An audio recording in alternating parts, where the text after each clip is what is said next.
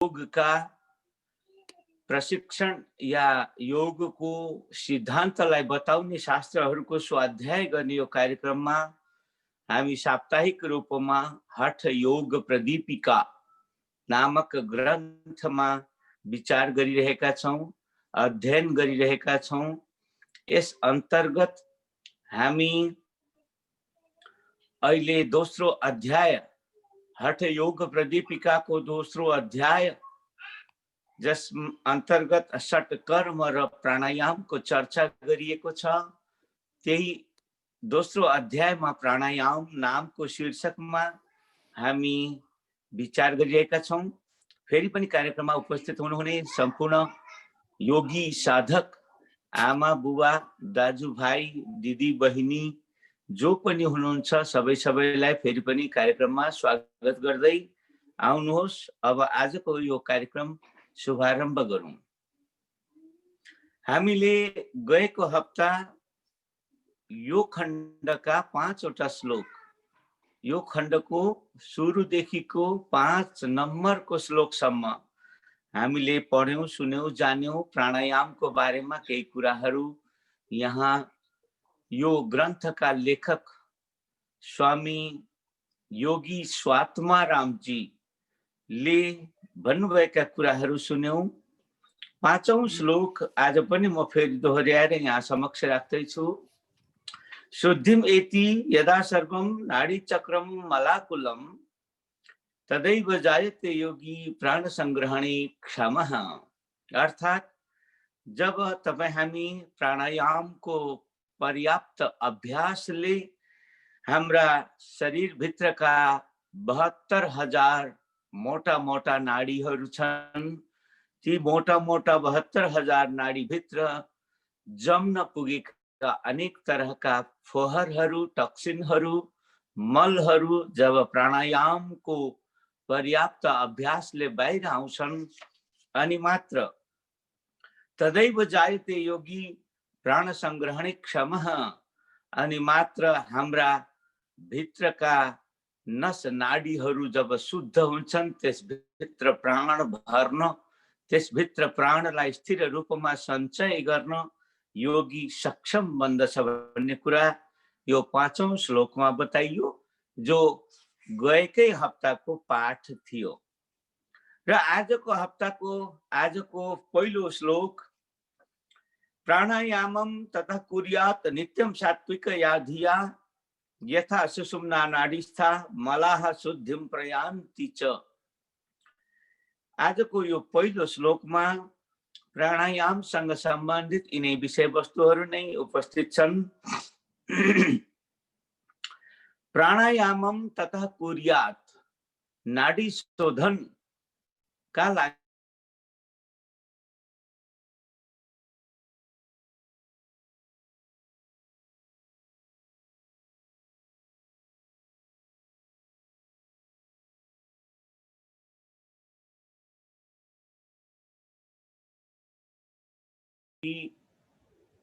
यो प्राणायामको अत्यन्त ठूलो महत्व छ। यदि सुषुम्ना नाडी शुद्ध बन्न सकेन भने षट चक्रहरू उद्दीप्त हुन सक्दैनन्।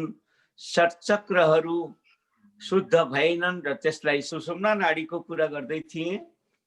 सुषुम्ना नाडी यद्यपि यो आँखाले देखिने अरू नाडी, चन्द्र नाडी या सूर्य नाडी जस्तो देखिने नाडी नभएर यो आफैमा अदृश्य जस्तो नाडी हुन्छ।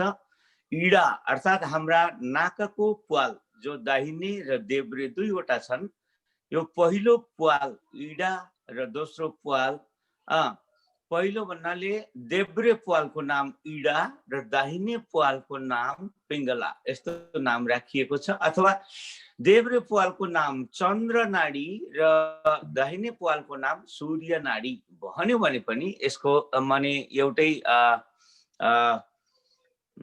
एउटै नाडीका दुई थरी नाम छन्, इडा पिङ्गला भन्नुहोस् या चन्द्र सूर्य भन्नुहोस्। यी दुवै नाडीहरूको सम अवस्था जब हामीले के बुझ्नुपर्छ भने जहिले पनि हाम्रो नाकलाई चेक गर्यो भने नाकबाट दुवै प्वालबाट बराबर सास बाहिर आइरहेको हुँदैन, प्रायः हुँदैन। यो हरेक 48 मिनट अर्थात् 2 घडीमा एउटा नाकको प्वालबाट बढी आउने र अर्को नाकको प्वालबाट कम श्वास प्रश्वास हुने भइरहेको अवस्था हुन्छ। र यो दुवै सूर्य नाडीबाट बढी श्वास प्रश्वास भइरहेका बेला चन्द्र नाडीबाट श्वास प्रश्वास कम हुन्छ। त्यसैगरी चन्द्र नाडीबाट बढी श्वास प्रश्वास भइरहेका बेला सूर्य नाडीबाट श्वास प्रश्वास कम हुन्छ। यो हामीले ख्याल गर्यौं भने प्राय सधैँ अनुभव गर्न सकिन्छ। र यसरी चन्द्र नाडीबाट सूर्य नाडीमा नाडी परिवर्तन हुँदै गर्दा अथवा सूर्य नाडीबाट चन्द्र नाडीमा नाडी परिवर्तन हुँदै गर्दा यो 48 मिनटमा नाडी यसरी परिवर्तन हुन्छ भनिन्छ। र यही 48 मिनटकै आसपास कहिलेकाहीँ 2-4 मिनट अगाडिदेखि 2-4 मिनट पछाडिसम्म दुवै नाकका प्वालहरूबाट बराबर श्वास प्रश्वास चल्दछन्। दुवै नाकका प्वालबाट बराबर श्वास चल्नु भनेको सुषुम्ना नाडी सक्रिय हुनु भनेको हो। यसरी योगीहरूले सुषुम्नालाई चिन्ने, जान्ने, बुझ्ने गर्दछन्।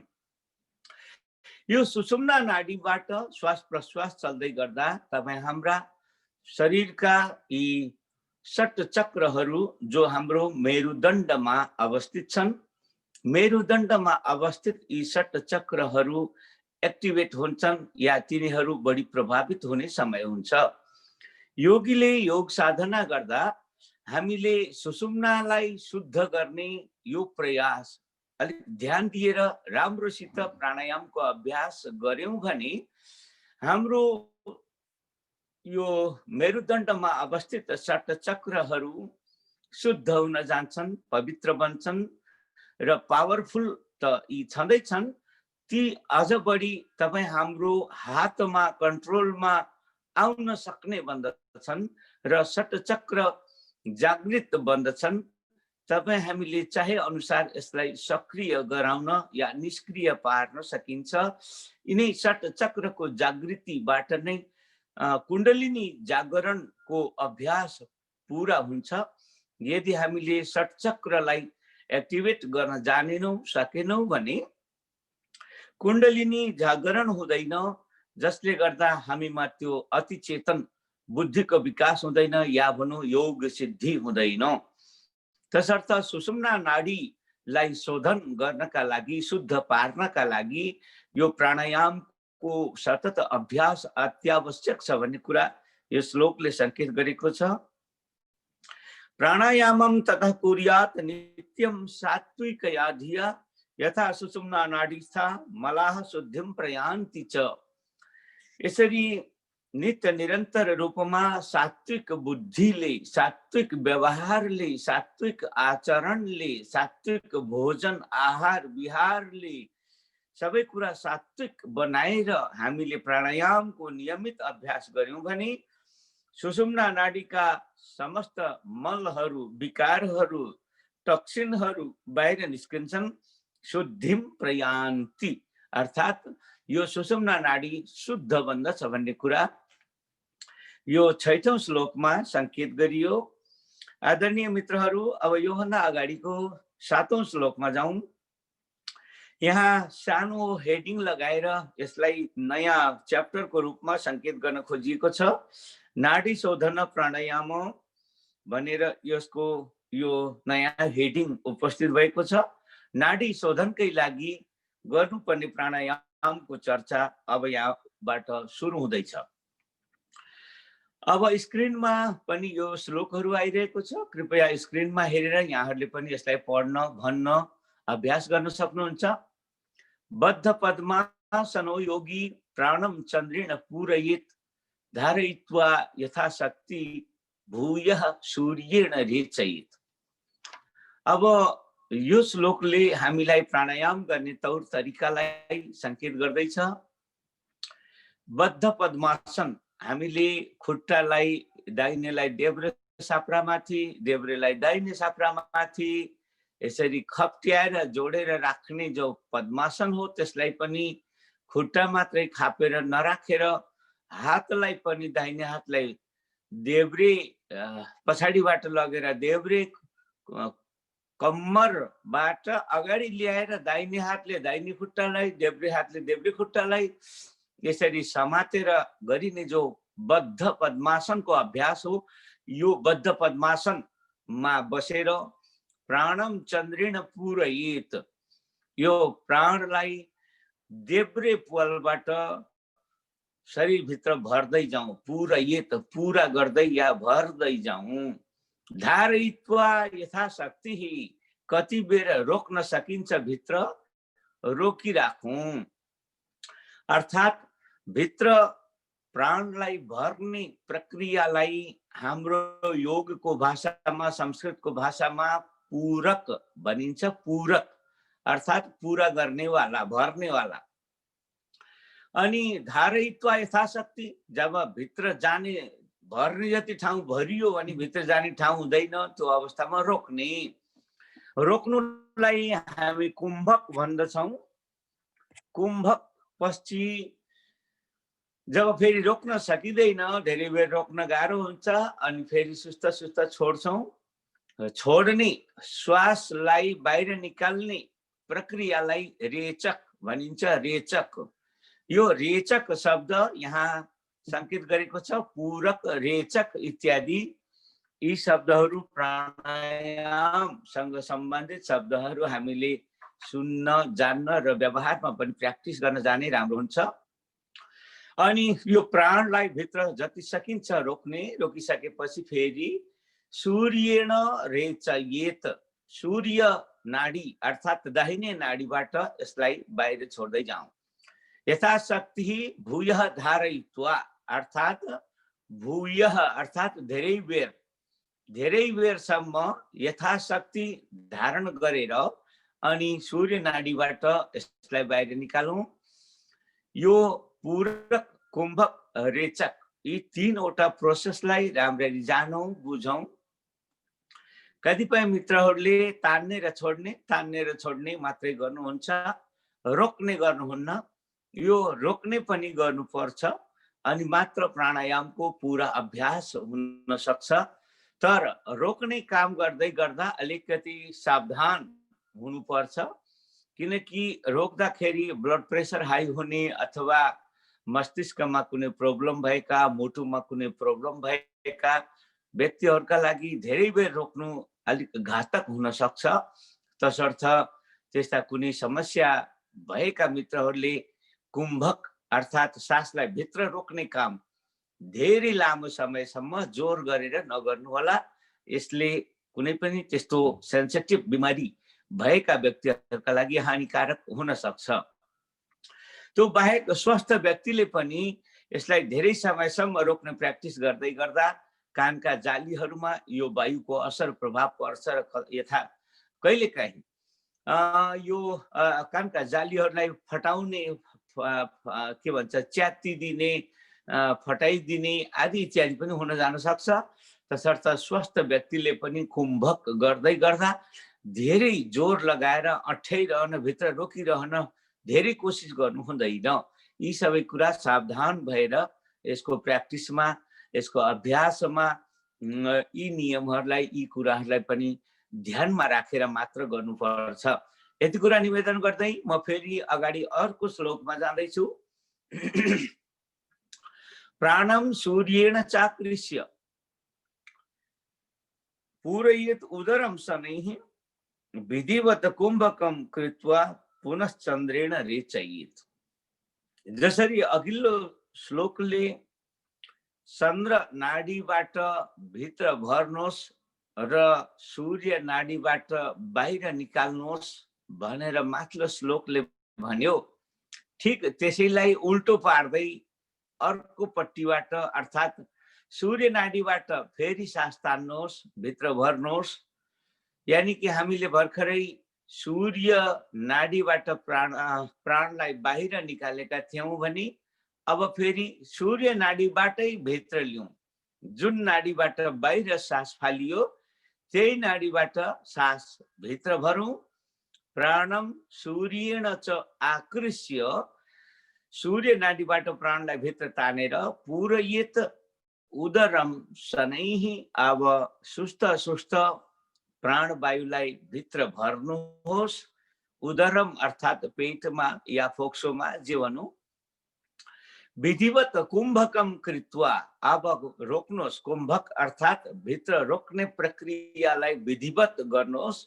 विधिवत शब्दको अर्थ धेरै नगर्नुहोस्, आफूलाई हानि हुने गरी नगर्नुहोस्, बुझेर गर्नुहोस्। मलाई कति गर्न हुन्छ कति गर्न हुन्न भनेर बुझेर गर्नुलाई नै यहाँ विधिवत शब्द प्रयोग गर्नुभएको छ। विधिवत कुम्भकम कृत्वा पुनः चन्द्रेण रेचयेत, फेरि देब्रे प्वालबाट यसलाई बाहिर निकाल्नुहोस्। प्राणायामको यो प्रक्रियालाई यसै गरी निरन्तर तान्ने रोक्ने छोड्ने, तान्ने रोक्ने छोड्ने, यो प्रक्रिया नित्य निरन्तर रूपमा गर्दै जाउँ। यसै गरी योभन्दा अघिल्लो श्लोक छ, येन त्यजेत तेन पीत्वा धारयेत अतिरोधतः रेचयेत च ततोन्येन शनैरेव न वेगतः। अर्थात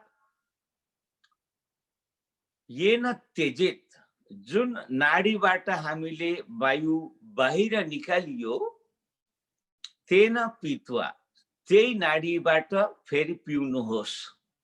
अर्थात दाहिने नाडीबाट हामीले वायु बाहिर छोडियो, अब फेरि त्यही दाहिने नाडीबाटै भित्र भर्नुहोस् र सकेसम्म रोक्नुहोस्, र जति सकिन्छ रोकिसकेपछि रेचयेत अर्थात अर्को नाडीबाट बाहिर निकाल्नुहोस्।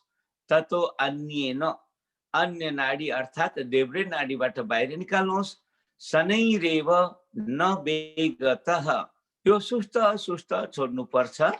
अब भित्र सास रोकेर एकछिन अठ्याएर अनि गाह्रो भएर छोड्दाखेरि हामीले हाम्रो सास अलि जोरसित फ्याँकिन्छ। जोरसित फ्याँक्नु हुँदैन। शनै एव, शनै एव अर्थात सुस्त सुस्त नै फ्याँक्नुहोस् है, जोरसित नवेगतः, वेगले फ्याँक्ने होइन है भन्दै यो प्राणायामको प्र्याक्टिसलाई अत्यन्तै सावधानतया अगाडि यिनी श्लोकहरूमा प्राणायाम गर्ने विधिलाई हठ योग प्रदीपिकाका लेखक योगी स्वात्मारामजी अत्यन्तै राम्रो शब्दमा, सरल शब्दमा बुझिने तरिकाले यहाँ हामीलाई संकेत गर्नुभयो। अब योभन्दा अगाडि म अरू केही श्लोकहरू लिँदैछु। प्राणम पिबेत इडया पिबेत नियमितम भूयोन्यया रेचयेत, पीत्वा पिङ्गलया समीरणमथो बद्ध्वा त्यजेत वामया, सूर्या चन्द्रमसोरनेन विधिनाभ्यासं सदा तन्वतां, शुद्धा नाडीगणा भवन्ति यमिनां मासत्रयादूर्ध्वतः। अर्थात अब यहाँ यी केही अघि नै बताइएका कुराहरूलाई फेरि पनि जोड्दै अरू थप नयाँ कुराहरू यो श्लोकमा आइपुगेका छन्। प्राणम पिबेत इडया, इडा पिङ्गला अथवा सूर्य नाडी चन्द्र नाडी यसरी भने पनि हुन्छ। इडा भनेको देब्रे प्वाल, पिङ्गला भनेको दाहिने प्वाल, अथवा चन्द्र नाडी भनेको देब्रे प्वाल अनि पिङ्गला भनेको दाहिने प्वाल। प्राणम पिबेत इडया, पहिले इडा अर्थात देब्रे प्वालबाट प्राण वायु भित्र भरौं। नियमितम भूयोन्यथा रेचयेत, अनि अर्को अन्य अर्थात पिङ्गला नाडीबाट रेचयेत छोड्नुहोस्। फेरि पीत्वा पिङ्गलया समीरणमथो, फेरि पिङ्गला नाडीबाट यानी दाहिने नाडीबाट अर्थात् सूर्य नाडीबाट समीरणम अर्थात् वायुलाई पिउनुहोस्, भित्र भर्नुहोस्। अथो बद्ध्वा त्यजित वामया, अनि त्यसलाई एकछिन भित्र रोक्नुहोस् र रोकिसकेपछि फेरि वाम यानी देब्रे नाडीबाट छोड्नुहोस्। यसै गरी सूर्य चन्द्र मसो रनिन विधिना भ्यासम सदा तन्वताम, सूर्य नाडी र चन्द्र नाडी दाहिनेबाट लिने, भर्ने, छोड्ने, अनि फेरि देब्रेबाटै लिने, भर्ने, छोड्ने, फेरि दाहिनेबाट लिने, भर्ने, छोड्ने, यस प्रकारले सूर्य चन्द्र मसो रनिन विधिना सूर्य नाडी र चन्द्र नाडीबाट दुवै नाडीबाट यो विधिले अभ्यासम सदा तन्वताम नियमित रूपमा यस प्रकारको अभ्यास गरिरहनु भयो भने शुद्धा नाडी गणा भवन्ति यमिनाम, नाडीहरू शुद्ध हुन्छन्। त्यसका लागि जसले यम नियम इत्यादि गर्दछन् उनीहरूका यी सम्पूर्ण नाडीहरू शुद्ध हुँदै जान्छन्। मासत्रयात ऊर्ध्वतः 3 महिना भन्दा मास्तिर गएपछि हाम्रा नाडीहरू शुद्ध हुन्छन्। अर्थात् 100 दिन अथवा 108 दिनलाई सीमा रेखा राखेर चल्यो भने 4 महिना होते होते यो सबै नाडीहरू शुद्ध बन्दछन् र इडा, पिङ्गला, सुषुम्ना नाडीहरू अरु 72,000 नाडीहरू शुद्ध बन्दछन् र हामी अझ बढी षट चक्रको जागरणका लागि, कुण्डलिनी जागरणका लागि अझ योग्य बन्दछौँ। अति चेतना प्राप्त गर्नका लागि हामी योग्य बन्दछौँ। आदरणीय मित्रहरू, अब अझ एउटा श्लोक, सम्भवतः हाम्रो समय पनि धेरै छैन, अब एउटा श्लोक अझै भनेर म यहाँहरू समक्ष आजको कार्यक्रम पुरा गर्ने सूचना संकेत गर्दै त्यसपछि फेरि पनि हामी प्रश्नोत्तरको कार्यक्रममा जान सक्छौं। अब 11औं श्लोक मसँग छ। प्रातर मध्य दिने सायं अर्धरात्रे च कुम्भकात् शनैः अशीति पर्यन्तम चतुर्वारम समभ्यसेत्। प्राणायाम कसरी गर्ने भन्ने बारेमा, कति पटक गर्ने भन्ने बारेमा या यसका बारेमा अरु थप जानकारी दिँदै यो श्लोकलाई प्रातः मध्य दिने सायं अर्धरात्रे च कुम्भकान्, बिहान एक पटक, मध्य दिनमा एक पटक, साँझ एक पटक, अर्धरात्रि आधा रातमा एक पटक, यसरी 4 पटक। अनि पूरक, कुम्भक, रेचक यो तीनटै किसिमको प्र्याक्टिस शनै अशीति पर्यन्तम, चाँडो गरेर होइन कि सुस्त 80 पटक गर्नुहोस्। अशीति पर्यन्तम अर्थात् 80 पटक यसलाई गर्नुहोस्। चतुर्वारम समभ्यसेत, दिनमा 4 पटक यसको प्र्याक्टिस गर्नुहोस्। यसरी 4 पटक हामीले प्र्याक्टिस गर्दा स्वाभाविक रूपमा यो प्राणायामको नाडी शोधनको यो प्रक्रिया सहज, सुन्दर र व्यवस्थित बन्दछ। 4 पटक 80 पटक, 4 दिनको 4 वटा टाइममा एउटा टाइम बराबर 80 पटक यस प्रकारको प्राणायामलाई हामीले अभ्यास गर्यौं भने अनि यसले हाम्रा नाडी शोधनमा अत्यन्त महत्त्वपूर्ण भूमिका गर्दछ। नाडीहरू शुद्ध हुन्छन् र हामी षट चक्रको ध्यान अर्थात् षट चक्रमा हाम्रो अधिकार बन्न सक्छ। षट चक्रमाथि हाम्रो प्रभाव बन्न सक्छ। षट चक्रहरू शुद्ध हुन्छन्, षट चक्रहरू पकडमा आउँछन्। षट चक्रहरूमाथि नै खेल्न जानेपछि मात्रै कुण्डलिनी नामक यो विशिष्ट शक्तिको विकास हुन सम्भव हुन्छ। कुण्डलिनी जागृत भयो भने मात्र हामी अति चेतना प्राप्त गर्न सक्छौं।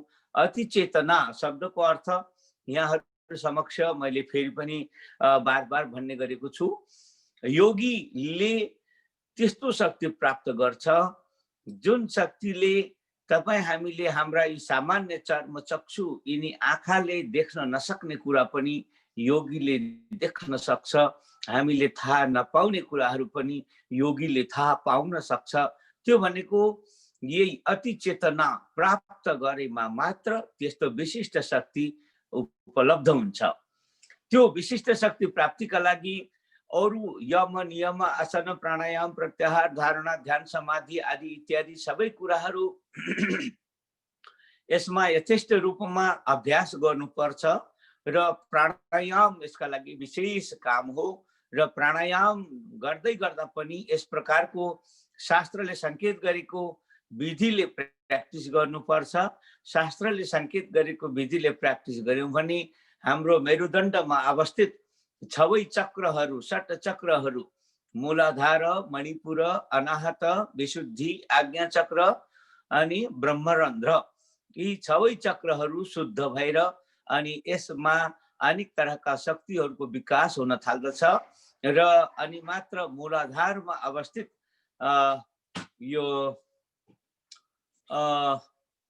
मूलाधारमा अवस्थित कुण्डलिनी शक्तिको जागरण विकास सम्भव हुन्छ र कुण्डलिनीबाट माथि उठेर माथिल्ला माथिल्ला नाडीहरूमा, माथिल्ला माथिल्ला चक्रहरूमा कुण्डलिनीलाई उठाउने, लैजाने, राख्ने, फेरि फर्काउने आदि प्र्याक्टिस पनि अनि मात्र सम्भव हुन्छ। यो प्राणायामको सतत अभ्यासले नै सुषुम्ना नाडी शुद्ध हुन्छ। सुषुम्ना नाडी शुद्ध भएमा मात्र षट चक्रहरू योग्य बन्दछन्। षट चक्रहरू प्रदीप्त भए भने मात्र कुण्डलिनी जागरण सम्भव हुन्छ। कुण्डलिनी जागरण सम्भव भयो भने मात्र अति चेतना प्राप्त हुन सम्भव हुन्छ। अनि अति चेतना प्राप्त भयो भने अनि हामीले पनि अरूले नदेख्ने कुरा देख्न थाल्दछौँ, अरूले नजान्ने कुरा जान्न थाल्दछौँ। योगीमा हुने यो विशिष्ट शक्ति प्राप्त हुन्छ। आदरणीय मित्रहरू, यी धेरै विषयवस्तुहरू प्राणायामबाट साध्य हुने भएकाले प्राणायामको धेरै ठुलो महत्त्व छ। नाडी शोधन आफैमा एउटा महत्त्वपूर्ण पार्ट हो योग साधनाको सिद्धिका लागि, अति चेतन बन्नका लागि अनि अरू पनि धेरै प्रकारका शरीरमा स्वस्थ हुनका लागि, आयु लामो बनाउनका लागि लगायतका धेरै धेरै प्रकारका प्राणायामका फाइदाहरू छन्। यो भनेरै नसकिने अथाह अनन्त फाइदाहरू छन् प्राणायामका। तसर्थ शरीर शुद्ध राख्नका लागि, शरीरलाई स्वस्थ राख्नका लागि अनि शरीरलाई लामो आयु दिनका लागि, शरीरमा निकै बल शक्ति भर्नका लागि तमाम तरहका हामीलाई चाहिएका कुराहरू यो प्राणायामले पूरा गर्दछ। हामी अति चेतना प्राप्त गरौँ वा नगरौँ, हामीलाई अति चेतनाको रहर भन्दा पनि हामीलाई सबैभन्दा ठुलो रहर के भने हाम्रो शरीर स्वस्थ रहोस्, हाम्रो आयु लामो रहोस्।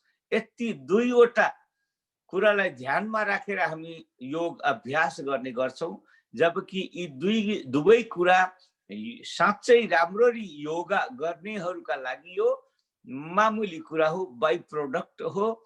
र योग साधना सिद्धि गर्नका लागि हामी प्रयत्न गर्यौं भने यी त आफै हुन्छन्। अर्थात् शरीर स्वस्थ हुने कुरा पनि आफै हुन्छ अनि आयु लामो हुने कुरा पनि आफै हुन्छ।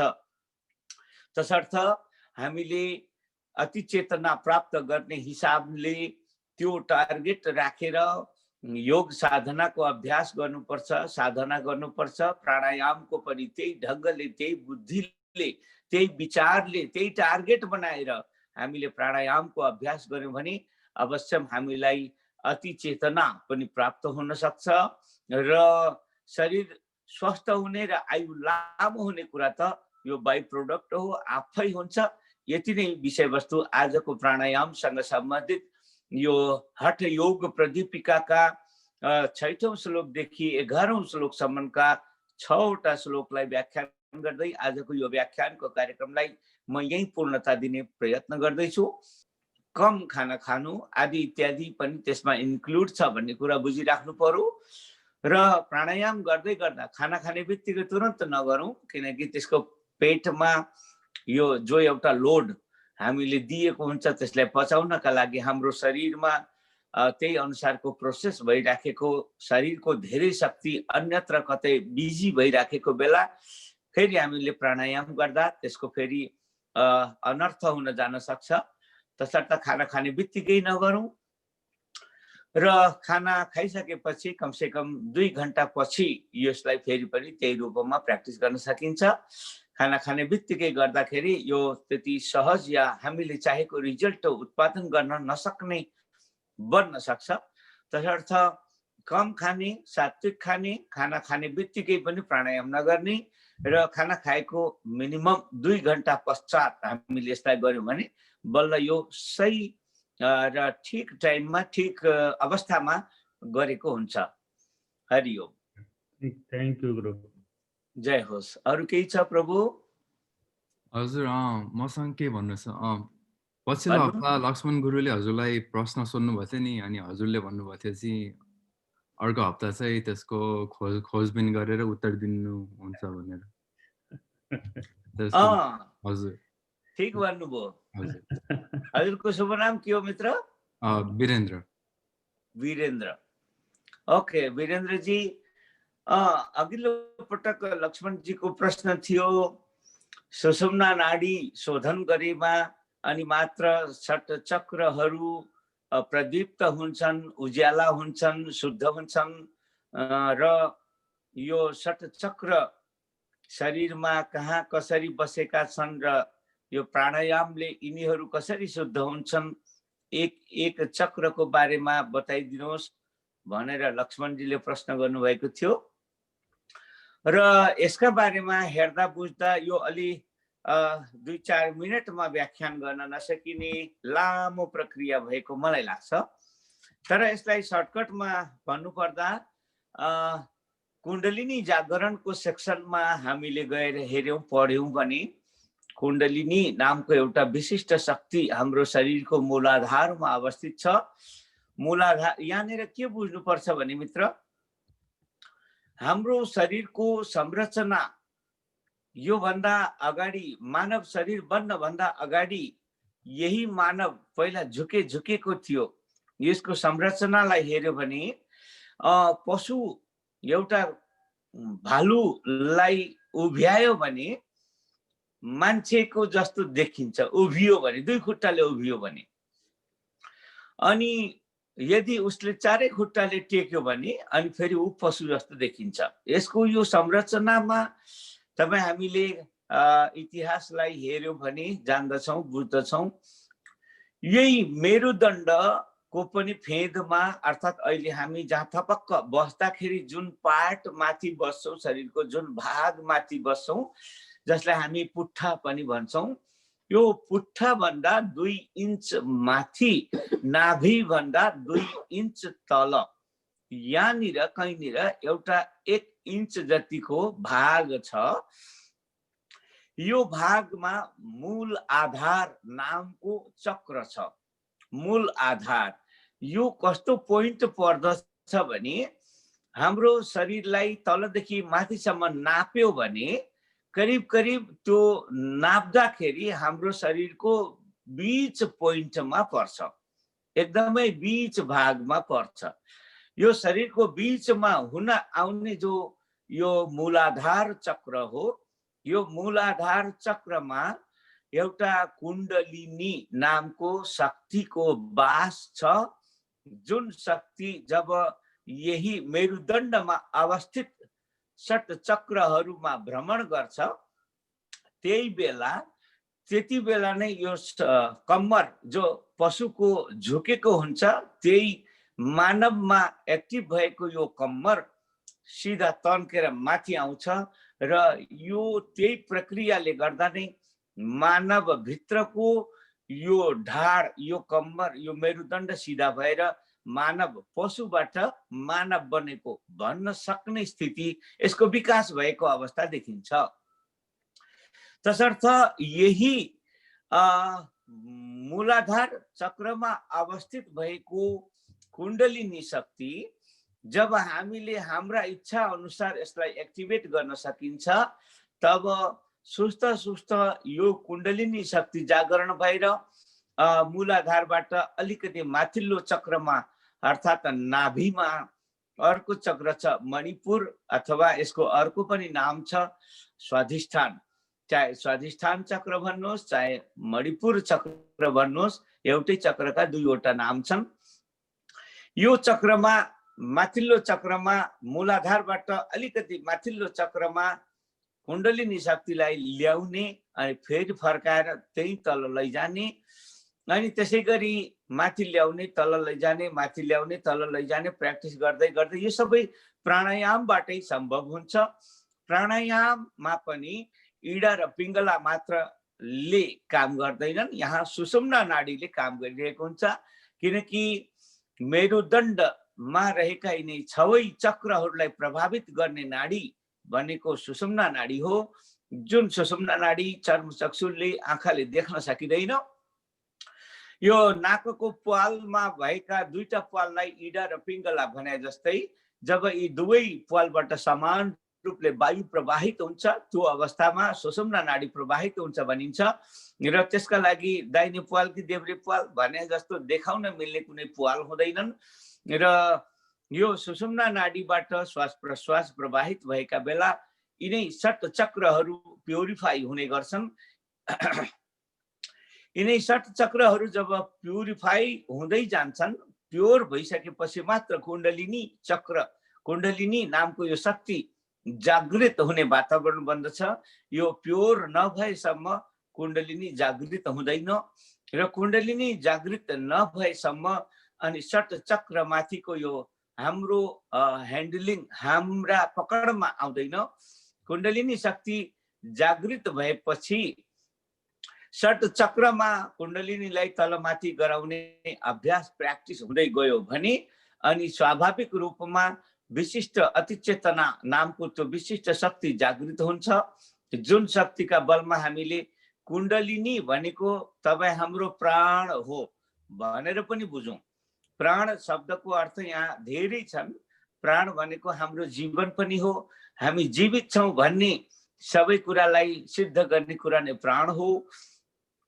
र कुण्डलिनी जागरण गर्न सक्ने त्यो प्राणायामबाट प्र्याक्टिस पुरा भएपछि हामीले हाम्रो मूलाधार चक्रमा रहेको कुण्डलिनी शक्तिलाई अनेक अरू चक्रहरूमा माथि माथि ल्याउँदै ल्याउँदै हामीले हाम्रा खटनले यहाँ शिरको सबैभन्दा माथि जहाँनिर त्यो टुप्पी राखिन्छ या जहाँनिर त्यो एउटा भुमरी जस्तो परेको हुन्छ कपालको पछाडिपट्टि सबैभन्दा माथि, यो ठाउँलाई ब्रह्मरन्ध्र नाम दिएको छ।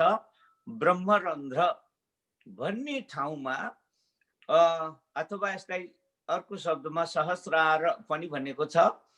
यो ब्रह्मरन्ध्रमा हामीले हाम्रो कुण्डलिनी शक्तिलाई पुर्याउन सक्ने, यस प्रकारको इच्छा अनुसार तलमाथि गराउन सक्ने जब प्र्याक्टिस पुरा हुन्छ अनि हामीले ब्रह्मरन्ध्रबाट हाम्रो त्यो कुण्डलिनी शक्तिलाई शरीरभन्दा बाहिर पनि निकाल्न सक्छौँ, जुन अवस्थामा शरीरभन्दा बाहिर जाने बित्तिकै यो अतिचेतनाको रूपमा, मनको रूपमा बाहिर कहीँ पनि तुरन्त जान र तुरन्त आउन, तुरन्त कुनै पनि एक्टिभिटी गर्न सक्ने बन्दछ। त्यो बेलामा स्वाभाविक रूपमा तपाईँ हामीले शरीर जब यही कुण्डलिनी शक्ति ब्रह्मरन्ध्रबाट शरीर बाहिर आउँछ, यो बेलामा तपाईँ हाम्रो शरीर मरेको जस्तो देखिन आउँछ, यो निश्चेष्ट हुन्छ, कुनै एक्टिभिटी नगरेको। अनि यसरी हामीले हाम्रै इच्छा अनुसार त्यो शक्तिलाई बाहिर निकाल्ने, बाहिर जहाँ जरुरी छ त्यहाँ जाने, जहाँ जे गर्नु जरुरी छ त्यो गर्ने, अनि फेरि फर्केर यही शरीरभित्र आउने, अनि फेरि सक्रिय भएर शरीर धारण गरेर हिँड्ने, यो प्र्याक्टिस हाम्रा पूर्वज ऋषि महर्षिहरूले गरेको हामी सुन्छौँ, देख्छौँ, बुझ्छौँ र योग साधनामा पनि यसका लागि निकै जोड लगाइन्छ। यो हामीले शङ्कराचार्यको नाम सुनेका छौँ, अरू पनि त्यस्तै धेरै महायोगीहरू गुरु गोरखनाथ, मच्छिन्द्रनाथ, आदिनाथ, शङ्कराचार्य आदि योगीहरूले यसको राम्रो प्र्याक्टिस गरेको र सिद्ध भएको कुराहरू हामी शास्त्रहरूमा सुन्न, देख्न, पढ्न पाउँछौँ। र षट चक्रको बारेमा मोटामोटी संक्षेपमा भन्नुपर्दा हामीले प्राणायाम गर्दै गर्दा यो विधालाई पनि जान्नुपर्छ, सुन्नुपर्छ, बुझ्नुपर्छ र यसको डिटेल अझ अगाडिका अध्यायहरूमा आउँदैछन्। तसर्थ यसलाई डिटेलमा भन्ने समय आउँदैछ। अब यो विस्तारपूर्वक भन्ने र यसको प्र्याक्टिस गर्ने खण्डमा नै हामी अझ धेरै बोल्नेछौँ। प्रिय मित्र, तपाईँले जुन प्रकारको यो प्रश्न गर्नुभयो, जुन जिज्ञासा, क्युरियोसिटी देखाउनु भयो, यसका लागि तपाईँलाई धन्यवाद। मलाई जहाँ तक लाग्छ आजको यो कार्यक्रममा संक्षेपमा लक्ष्मणजीले भन्न खोजेका कुराहरू मोटामोटी यिनै हुन् र डिटेलमा भन्नुपर्दा म यसैको केही दिन पछि यही पुस्तकमा यो चर्चा, यो प्रसङ्ग आउनेछ, जानेर म अझै पुस्तकमै आधारित भएर डिटेलमा व्याख्यान गर्नेछु। यति भन्दै आजको यो तपाईँको प्रश्नको उत्तर स्वरूप यति नै कुरा भन्दै आफ्नो वाणीलाई विराम दिन्छु समय। र अब सुरेन्द्र मल्ल दाजीको यो प्रश्नको उत्तर पनि हामीले गरिसक्यौँ। सामान्यतया खाना खाने बित्तिकै प्राणायाम या कुनै पनि प्रकारको योग क्रिया नगरेको राम्रो, अथवा वज्र आसनमा भोजन पश्चात बस्दाखेरि पाचन प्रणाली राम्रो हुन्छ भनिन्छ। त्यस्ता आसनहरू त फेरि पनि गर्न पर्छ, तर अरू शरीरलाई अरू प्रकारका प्र्याक्टिस हुने या प्राणायाम जस्तो काम भोजन गर्ने बित्तिकै नगरेको राम्रो हुन्छ।